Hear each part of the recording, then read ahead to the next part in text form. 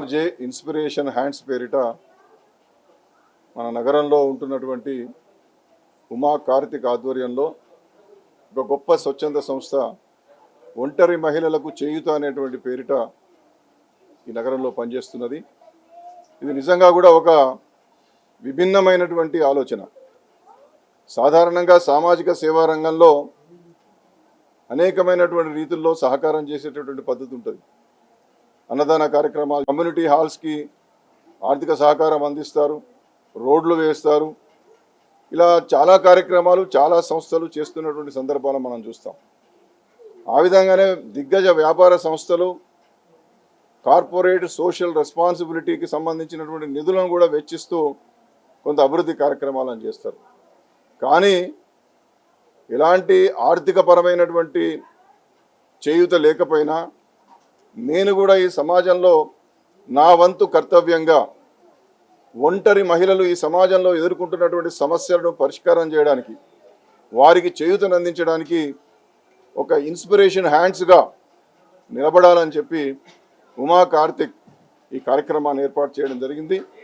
ప్రతిష్టాత్మకమైనటువంటి రవీంద్ర భారతిలో ఇవాళ నా చేతుల మీదుగా దానికి సంబంధించినటువంటి లోగోను ఆవిష్కరించి ఒంటరి మహిళల సంతానానికి సంబంధించి ఆర్థిక పరంగా ఇబ్బంది పడుతూ పాఠశాలల యొక్క ఫీజులు కట్టలేక అనేక సమస్యలు ఎదుర్కొంటున్నటువంటి వాళ్ళను ఎంపిక చేసి ఇవాళ కొంతమందికి 5,000 రూపాయల చొప్పున లేదా ఆ స్కూల్స్లో ఉన్నటువంటి ఫీజుల మేరకు ఆ అమ్మాయి ఇవాళ చెక్కులు ఇవ్వడం జరిగింది. ఇది ఒక గొప్ప అద్భుతమైన కార్యక్రమం. డబ్బులున్న వాళ్ళు చేసేది లేదా ఇతరత్ర అనేకంగా పటిష్టంగా ఉన్నటువంటి వాళ్ళు చేసేది వేరు.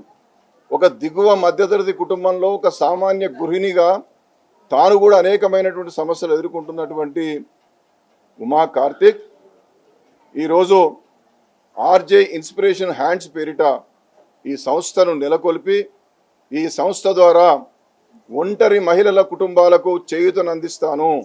విద్యాపరమైనటువంటి ఫీజులు కావచ్చు, లేదా ఇతర ఆర్థిక సంబంధమైనటువంటి సమస్యలను అధిగమించడానికి కావచ్చు, లేదా ఆరోగ్య సమస్యలు ఎదుర్కొంటున్నప్పుడు హాస్పిటల్స్లో కొంత ఆర్థిక చేయూతను అందించడానికి కావచ్చు, ఆ కుటుంబాలలో ఎదిగినటువంటి వాళ్లకు వివాహాల సందర్భంలో కొంత సమస్యలు ఎదురైతే ఆర్థిక సహకారం అందించేటటువంటి కార్యక్రమం కావచ్చు.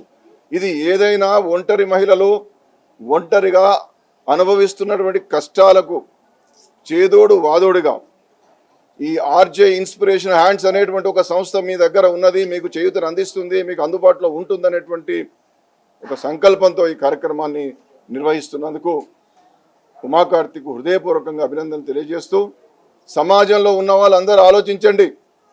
విలాసవంతమైనటువంటి తమ జీవితాల కోసం అనేకమైనటువంటి ఖర్చులు పెడతాం. వివాహాలు చేస్తున్నప్పుడు కోట్లాది రూపాయలు ఖర్చు పెడతాం. అనవసరమైనటువంటి ఆభరణాల కోసం కోట్లాది రూపాయలు వెచ్చిస్తాం. లేదా సినిమాలు చూస్తారు, 500 రూపాయలు పెట్టి సినిమా చూసేటటువంటి పరిస్థితి ఒక్కొక్క టికెట్కు. కానీ అదే 500, అదే 1000, అదే 10,000 ఆర్జే ఇన్స్పిరేషన్ హ్యాండ్స్ లాంటి సంస్థకి ఇస్తే పేదవాళ్ళు నిజంగా కూడా ఆర్ద్రతతో ఎదురు చూస్తున్నటువంటి కుటుంబాలకు, ఈ సమాజంలో ఏ సహకారం లేకుండా ఇబ్బందులు పడుతున్నటువంటి ఒంటరి మహిళ కుటుంబాలకు ఎంతో చేయూతగా ఉంటుంది.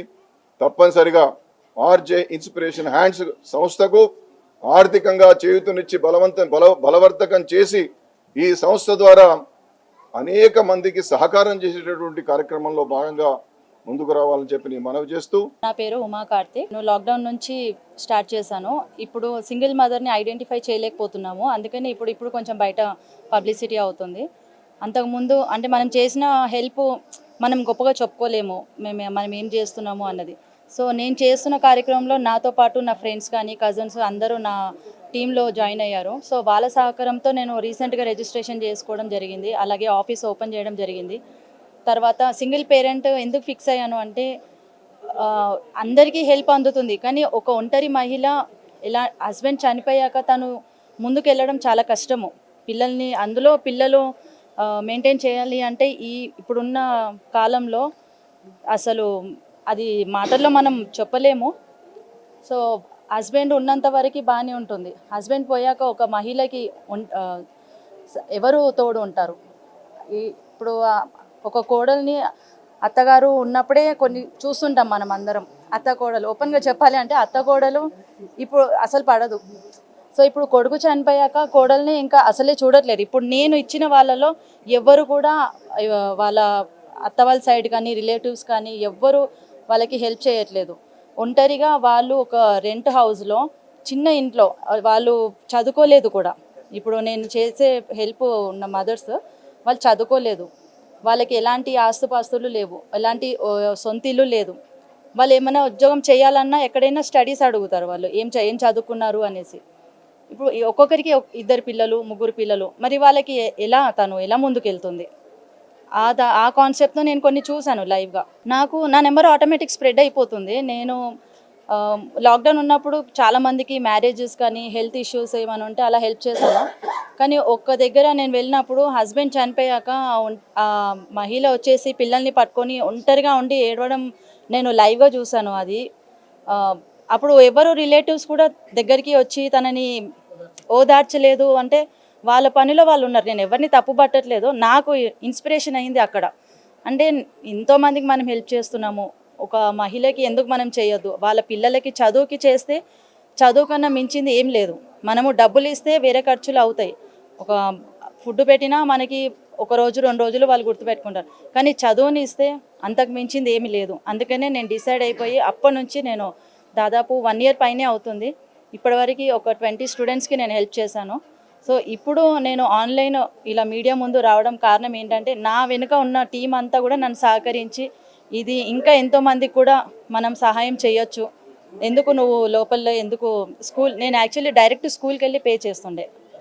ఇలా ఎప్పుడు నేను మీడియా ముందు ఇవ్వలేదు చెక్స్.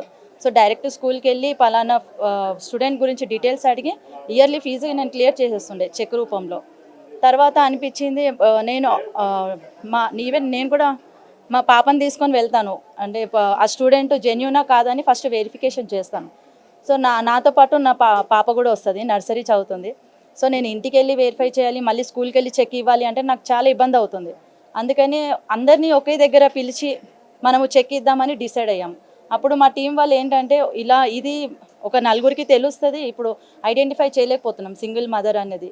ఇప్పుడు ఏజ్ వాళ్ళని మనం ఐడెంటిఫై చేయొచ్చు, అనాథ పిల్లల్ని అనాథాశ్రమంలో ఉంటుంది, కానీ ఒంటరి మహిళ అన్నది తను ఎవ్వరికి చెప్పుకోలేక ఒక చిన్న ఇంట్లో ఉంటూ ఏదో చిన్న ఉద్యోగం చేసుకుంటూ పిల్లల్ని చదివించుకుంటూ తన బాధ దిగమింగుకొని ఉంటుంది. సో వాళ్ళని రెఫరెన్స్ ద్వారా నాకు నెంబర్స్ వస్తాయి అంతే. సో నేను వెరిఫై చేసేటప్పుడు కూడా లైవ్గా చూస్తున్నాను, ఇండ్లలో ఎలుకలు తిరగడము, వర్షం వస్తుంటే నేను లైవ్గా నేను వెరిఫికేషన్ వెళ్ళినప్పుడు అలా వర్షం పడుతుంది, పిల్లలు ఎలా పడుకుంటారు అని అడిగితే కూర్చొనే పడుకుంటారు మేడం, నా ఒడిలో పడుకుంటారు, ఇంకా మేము ఏం చెప్పలేదు, ఎవరికి చెప్తే ఎవరు ఎంత సాయం చేస్తారు, ఒకరోజు 2 రోజులు చేస్తారు, కానీ జీవితాంతం ఎవరు చేస్తారు? చుట్టాలు కూడా ఎవరైనా వస్తారు వెళ్తారు, మామూలుగా పిల్లలకి ఏమైనా బర్త్డే వస్తే ఏమైనా బుక్కులు అవి ఇస్తారు, కానీ ఇలా పర్మనెంట్గా ఎవరు మాకు హెల్ప్ చేయడం లేదు. మీరు దయచేసి మాకు హెల్ప్ చేస్తే చాలా బాగుంటుందని నా కాలు పట్టుకొని ఏడుస్తుంటారు.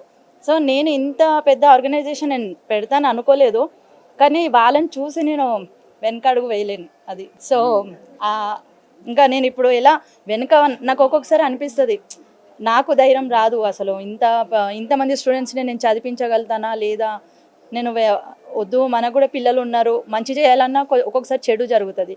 సరే అని ఎన్నోసార్లు నేను వెనకడుగు వేద్దాం అనుకున్నా, కానీ ఆ పిల్లల్ని చూస్తుంటే నేను వెనకడుగు వేయలేకపోతున్నాను, ఎందుకంటే నాకు 2 పిల్లలు ఉన్నారు.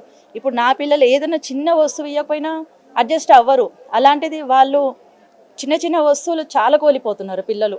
అట్లీస్ట్ వాళ్ళకి చదువు ఇస్తే రేపన్నాడు వాళ్ళు మన పేరు గుర్తించుకొని మన పిల్లలకి బ్లెస్సింగ్స్ వస్తే నాకు అంతే చాలు.